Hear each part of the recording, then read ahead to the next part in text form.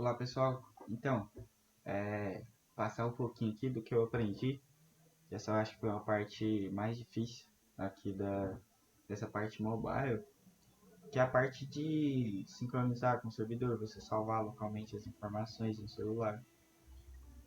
Tentar passar aqui para vocês, espero que, que ajudem aí, mas é o seguinte, de princípio aqui, eu criei uma estrutura bem básica aqui, onde eu tenho o membro, tenho a foto do membro e tenho o orçamento. Tem um orçamento para cada membro. Beleza. O primeiro passo que a gente pode fazer aqui é na local storage, adicionar a entidade da database. Eu vou adicionar um membro. O membro ele vai dar uma reclamada aqui porque eu estou adicionando todos os dados. Aí ele fala, não, mas tem que ser salvos essenciais. Mas enfim, tá aí, vou adicionar. Quando eu adicionei aqui, eu já tenho o local member. Vou fazer a mesma coisa para o budget. Eu vou criar um local budget. Ok. Pro de foto não, porque carregar uma foto é mais pesado, né?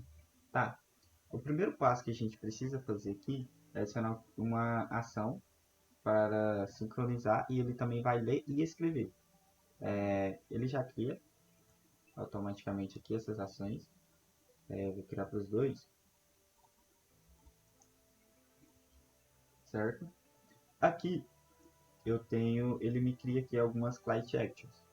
A primeira aqui é esses dois principais aqui que eu diria que é essa parte onde você vai sincronizar. Ou seja, você vai sincronizar os dados que está salvo localmente com o servidor. Aqui eu vou pegar aqui, ele vai me mostrar aqui os novos dados adicionados, que aqui, quando ele cria, vocês podem ver que ele cria três atributos diferentes.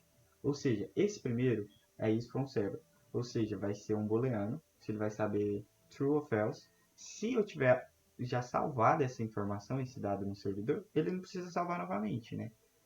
Então, ele vai ficar como true, beleza. Agora, se não, ele fica false, quer dizer que eu ainda não salvei no servidor, eu preciso salvar, né? No próximo sincronização que eu fizer. Esse isModified, como o nome já fala, né? Para saber se eu já modifiquei, se eu tenho algum dado dele. Porque se eu tiver alterado, aí ele precisa alterar lá no servidor também, de acordo com o ID, né?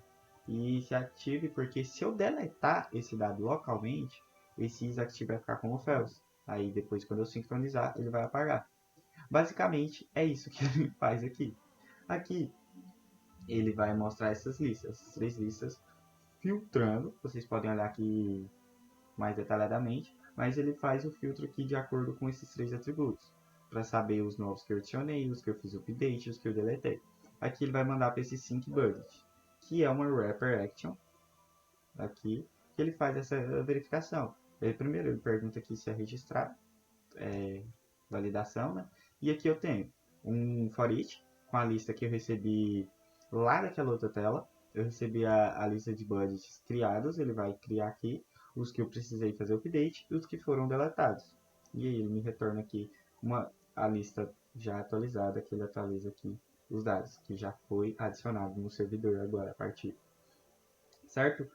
Outra é esse create update, que é basicamente aquelas wrappers que a gente criou, sabe? A gente personalizou e tal, que ele vai salvar localmente. Ele faz essa verificação localmente. Aqui, ele pergunta se eu já salvei no servidor essa informação, porque se eu já tiver salvado no servidor, eu vou mudar aqui essas informações. Por exemplo, se eu não tiver salvo no servidor, eu vou criar localmente, né? E aí ele vai me retornar um ID do Create Update, que é a ação de criar o update mesmo, normal. Como se fosse aquelas wrappers que a gente faz. Ele vai colocar o modified como true, quer dizer que eu modifiquei, né? Depois eu vou ter que, quando eu for sincronizar, eu vou precisar alterar lá. Agora, se eu já tiver salvo essa informação no servidor, ele vai puxar os atributos novamente e aí ele vai verificar aqui. Ele vai filtrar por ID, que eu vou ter localmente ali. Ele vai filtrar, ó, já tem esse ID? Se já tiver o ID, ele vai fazer o update aqui e vai me retornar aqui o ID. Agora, se não, ele vai criar um novo, entendeu? É basicamente isso nessa parte aqui. Também tem a parte de delete, quando você vai deletar as informações. Por que que ele faz a pergunta? Ó, ele vai mostrar, né, os budgets. Já foi salvo no servidor? Se já tiver sido salvo no servidor, aí ele vai colocar o isActive como false e vai deletar ali localmente, até você fazer a sincronização. Se eu não tiver salvo no servidor, não tem porquê. Depois quando eu sincronizar, eu apagar lá no servidor. Então ele só apaga aqui localmente, eu não sincronizei ainda e fica por isso. E esse aqui é a ação de update, que ele coloca o isModified como true, quer dizer, modifiquei. Aí ele faz o update das informações aqui, que é basicamente isso na parte do core, vamos dizer assim. Aqui eu tenho uma parte de budgets, que eu já tenho alguns atributos locais. Para adicionar atributo local, acho que vocês sabem, vem aqui o local storage.